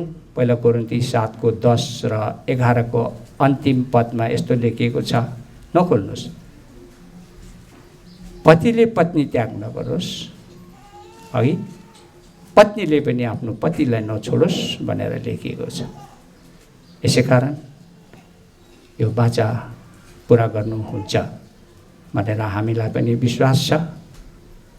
प्रभुले आफ्नो रगतको दाम तिरेर हामीसँग बाचा बाँध्नु भएको छ। जसले बाचालाई भङ्ग गर्छ उसले निश्चय दण्ड पाउँछ। पुरानो पुस्तकमा बाचा भङ्ग गर्नेले छोराछोरीको मासु खानुपर्छ भनेर पनि लेखिएको छ। यसकारण परमेश्वरको मण्डलीको स्वर्गदूतको विश्वासी जनको अगाडि जो वाचा बाँधिन्छ त्यो पुरा गर्नुपर्छ। तपाईँहरू तयारी हुनुहुन्छ? तयारी हुनुहुन्छ? धन्यवाद छ। हुन्छ, हामी वाचा बधाईमा जान्छौँ। मण्डली दया गरेर प्रार्थनामा बसिदिनुहोस्। आज म कमल बबिताको दाहिने हात पक्रेर हात मात्र होइन मनमा मन मिलाएर परमेश्वरको सामुन्ने स्वर्गदूतको सामुन्ने मण्डलीको सामुन्ने यो प्रतिज्ञा गर्छु परमेश्वरले मलाई प्रतिज्ञा गर्न सहायता गरून्। आजदेखि बबितालाई म मेरी पत्नी भनी स्वीकार गर्नेछु। बबितालाई छोडी अरू कुनै स्त्रीमाथि म मेरो नजर लगाउने छैन। जीवनभरि बबिताको साथमा भएर दुःखमा सुखमा म उहाँलाई साथ दिनेछु। मृत्युले बाहेक मलाई बबितादेखि कुनै कारणले अलग गर्ने छैन। मैले कमाएको सबै कुराको दशौं अंश प्रभुको घरमा ल्याएर प्रभुलाई मण्डलीलाई सहायता गर्नेछु। मानिसले जसरी आफ्नो शरीरलाई प्रेम गर्दछ स्याहार सुसार गर्दछ त्यसरी नै बबिता मेरो अङ्ग भएको कारणले आफैलाई झै म उहाँलाई स्याहार सुसार गर्नेछु। ऊ बिरामी भएर कुनै कारणले मलाई सहायता पुर्याउन नसक्ने भई भने पनि म उहाँलाई सहायता गर्नेछु। प्रभुको वचनले आज्ञा दिनु भए मुताबिक बबितालाई म प्रेम गर्नेछु। यो प्रतिज्ञा पूरा गर्न प्रभुले मलाई सहायता गरून्। म बबिता आज प्रभुको सामने मण्डलीको सामने स्वर्गदूतको सामने कमलको दाहिने हात समाती हात मात्र होइन मनमा मन मिलाएर यो प्रतिज्ञा गर्छु कि आजदेखि कमललाई मेरो पति भनी स्वीकार गर्नेछु। कमललाई छाडी कुनै परपुरुषलाई म मेरो मन दिने छुइन आँखा लगाउने छैन। मृत्युले यसरी नछुटाएसम्म म कमललाई छोड्ने छैन त्याग्ने छैन। प्रभुको वचनले आज्ञा दिनु भए मुताबिक जसरी मण्डली प्रभुको अधीनमा छ म पनि कमलको अधीनमा बस्नेछु। मैले कमाएको सबै कुराको दशौं अंश प्रभुको घरमा ल्याएर म प्रभुलाई मण्डलीलाई आदर आदर गर्नेछु। गर्नेछु। कमलले कमलले कुनै कारणवश बिरामी यस्तो केही भएर मलाई सहायता पुर्याउन नसक्ने हुनुभयो भने पनि म उहाँलाई सहायता गर्नेछु। यो प्रतिज्ञा पूरा गर्न प्रभुले मलाई सहायता गरून्। दयालु प्रभु, हामी हजुरलाई धन्यवाद चढाउँदछौँ। आज प्रभुको मण्डलीको स्वर्गदूतको सामने यी दुई बालक बालिकाले एका अर्काप्रति जो प्रतिज्ञा गर्नुभएको छ, हामी हजुरलाई धन्यवाद चढाउँदछौँ। अब यो प्रतिज्ञा पुरा गर्न यी बालक बालिकाहरूलाई हजुरले सहायता गरिबक्सियोस्। हामी मानिसौँ, प्रतिज्ञा पुरा गर्न गाह्रो हुन्छ, तर पनि हजुर सामर्थ्य होइबक्सनुहुन्छ। कमल बबिताले आज गर्नुभएको प्रतिज्ञा पुरा गर्न हजुरले उहाँहरूलाई सहायता गरिबक्सियोस्। बिन्ती प्रार्थना प्रभु येशूको नाममा पिता सुनि ग्रहण गरिबक्सियोस्। आमेन। स्वर्गदूत र मण्डलीको सामु यी बालक बालिकाले आफै आफ्नो मुख खोलेर प्रतिज्ञा गर्नुभएको कारणले आज यसै घडीदेखि उहाँहरू पति पत्नी दम्पति भाइ भनी मण्डलीलाई हामी घोषणा गर्दछौँ।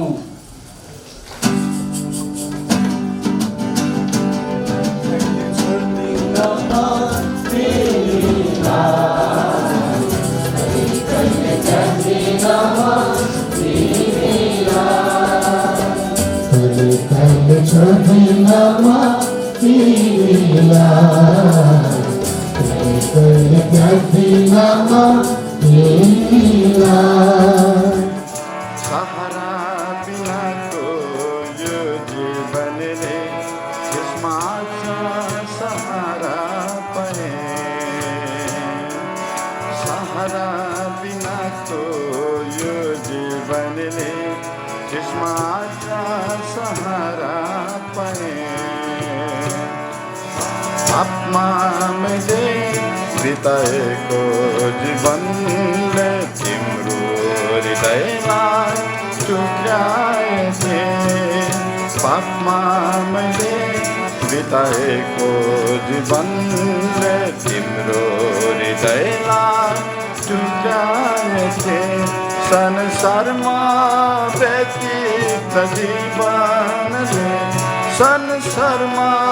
व्यतीत जीवनले तिमीदेखि टाढो भइसकेको थिएँ। तिमीदेखि टाढो भइसकेको थिएँ। सहारा बिनाको यो जीवनले त्यसमा सहारा पाए।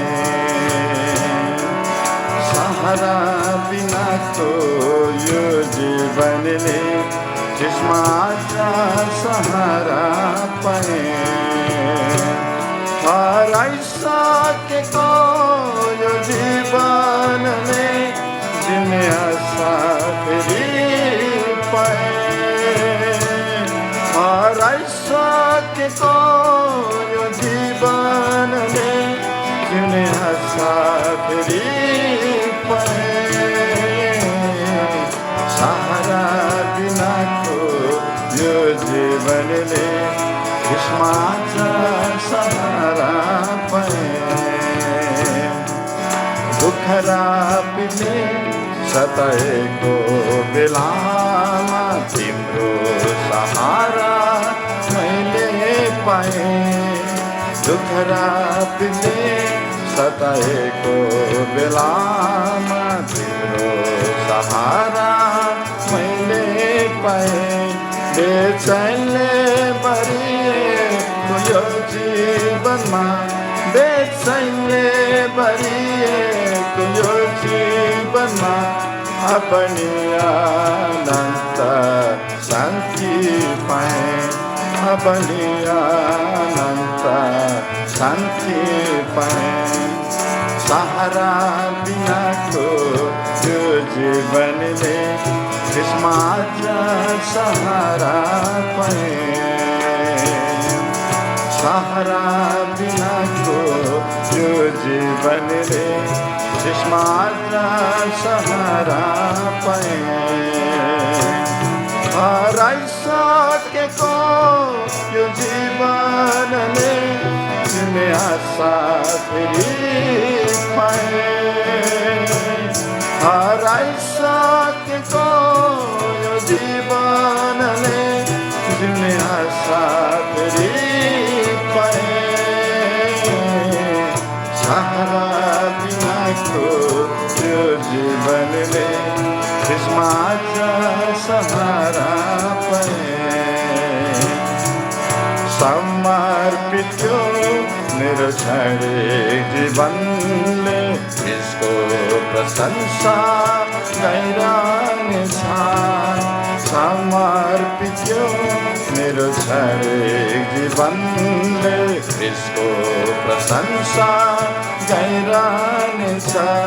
आनन्दले भरिएको यो जीवनले, आनन्दले भरिएको यो जीवनले त्यसको नामको जय जयकार गरिरहनेछ। त्यसको नामको जय जयकार गरिरहनेछ। सहारा बिनाको यो जीवनले त्यसमा सहारा पाएँ। सहारा बिनाको यो जीवनले त्यसमा सहारा पाएँ। हराइसकेको यो जीवनले जिउने आशा फेरि पाएँ। हराइसकेको यो जीवनले जिउने आशा फेरि सहारा बिनाको यो जीवनले त्यसमा सहारा पाएँ। सहारा बिनाको यो जीवनले त्यसमा सहारा पाएँ।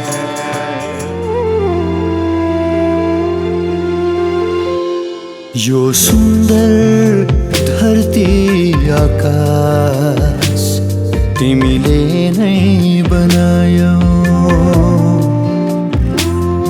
आफ्नै स्वरूप अनि समानतामा मानिसलाई रच्यौ। मानवीय सोच अनुमान भन्दा कैयौँ गुण ज्यादा। मानवीय सोच अनुमान भन्दा कैयौँ गुण ज्यादा। हे यहोवा तिम्रो महानता, हे पिता तिम्रो महानता।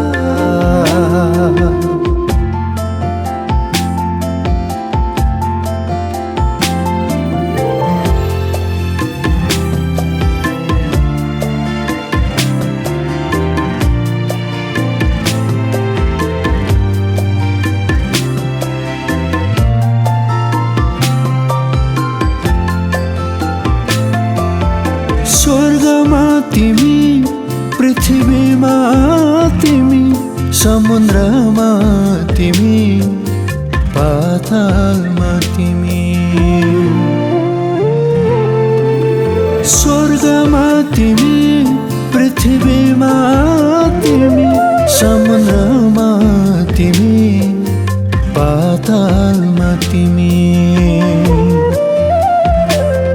तिम्रो दृष्टिबाट कुनै प्राणी यहाँ लुक्न सक्दैन।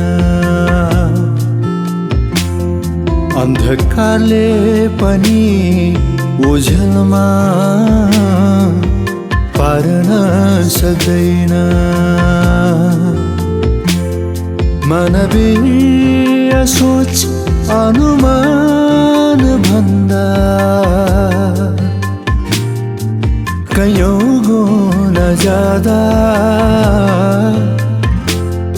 मानवीय सोच अनुमान भन्दा कयौं गुना ज्यादा हे यहोवा तिम्रो महानता हे पिता तिम्रो महानता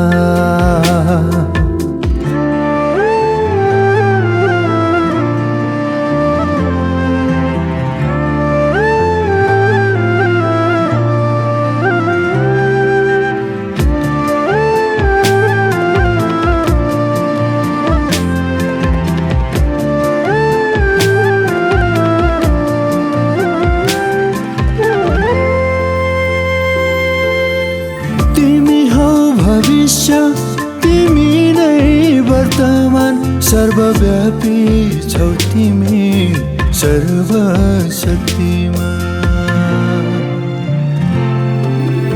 तिमी हौ भविष्य तिमी नै वर्तमान सर्वव्यापी छौ तिमी सर्वशक्तिमान सर्वोपरि ईश्वर हौ तिमी सर्वाधिकारी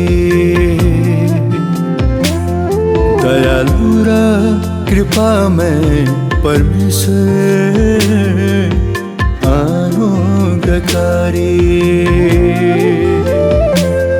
मानवीय सोच अनुमान भन्दा कयौं गुना ज्यादा मानवीय सोच अनुमान भन्दा कयौं गुना ज्यादा हे यहोवा तिम्रो महानता हे पिता तिम्रो